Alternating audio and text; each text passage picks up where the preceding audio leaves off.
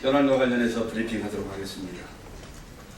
박근혜 대통령이 오늘 국회에서 2016년도 정부 예산안과 국정 운영 방향에 대한 시정 연설을 했습니다. 채무 3년 연속으로 직접 시정 연설에 나선 것은 역대 대통령 가운데 박 대통령이 처음입니다. 박 대통령은 첫 시정 연설에서 매년 정기국회에서 시정 연설을 하며 국회와의 소통에 힘쓰겠다고 약속했습니다.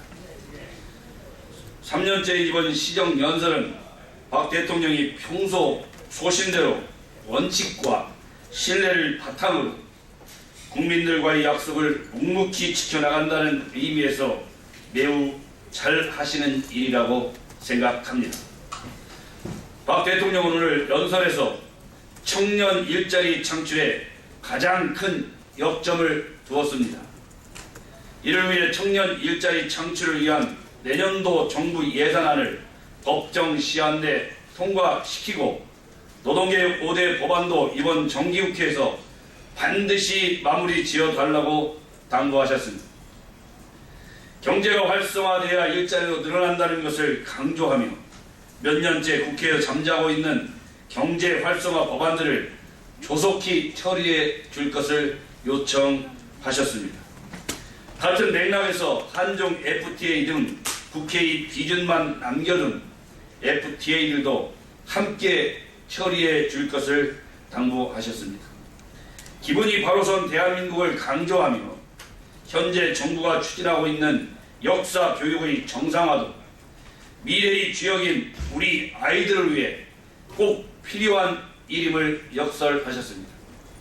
이번 시정연설은 박 대통령이 국가 경제와 청년 일자리 창출을 위해 얼마나 심혈을 기울이고 있는지 그대로 보여주는 연설이었습니다.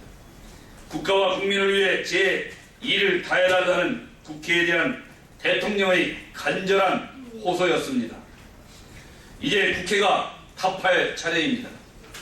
불필요한 정쟁, 장외투쟁 등 국민의 눈살을 찌푸리게 하는 행태는 모두 접어야 합니다.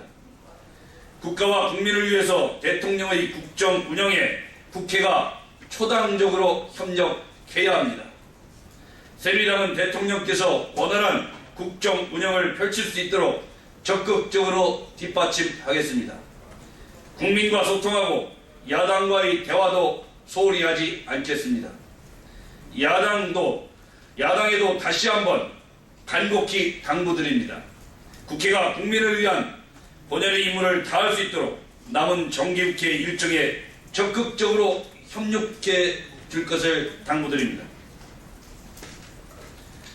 야당 의원들이 지난 25일 교육부의 국정교과서 준비팀 사무실을 기습 방문했습니다. 국가를 위해 일하고 있는 공무원들을 마치 범죄 집단 대하듯 하며 한밤에 때로 몰려가 감금했습니다.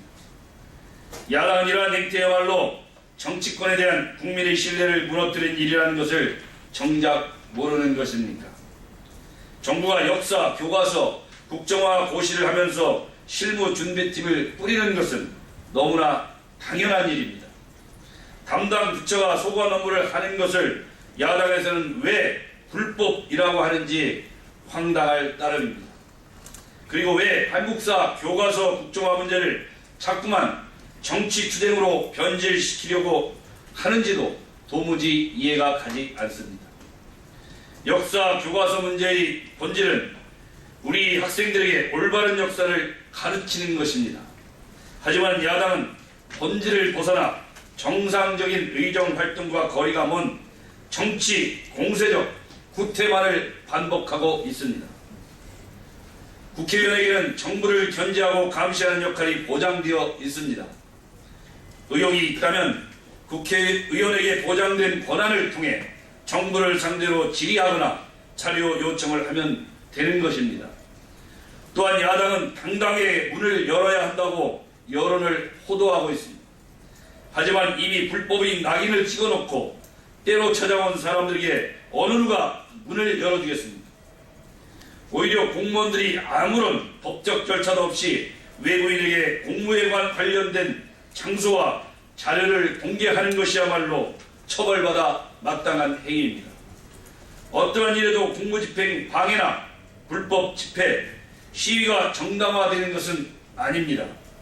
법을 지키고 모범을 보여하는 국회의원이 권한을 넘어 정부 부처를 급습해 근거 없는 사실 왜곡과 여론을 선동하는 행위는 용서받지 못할 일입니다. 야당은 오늘 박 대통령의 역사 교과서 국정화에 대한 항의 표시로 예산안 시정 연설에 피켓 시위와 침묵 시위를 펼쳤습니다. 이는 국회의 품격을 떨어뜨리고 신뢰를 무너뜨리는 후진적 행태입니다. 또 오늘 한국교과서 국정화 저지 장애 집회도 나선다고 합니다. 대체 국가 경제를 위한 법안 처리와 국민을 위한 예산 심사는 언제 한다는 것인지 답답할 심정입니다. 야당은 더 이상의 무모한 정치 행보를 그만두어야 합니다. 장애투쟁 등 구시대적인 투쟁 수단은 더 이상 통하지 않는다는 것을 명심하기 바랍니다. 야당이 지금 할 일은 장애가 아니라 국회에 있습니다. 야당은 더 이상 갈등과 분열을 조장하지 말고 장애가 아닌 국회로 돌아와 산적해 있는 민생 현안에 머리를 맞대고 논의해 줄 것을 간곡하게 부탁드립니다.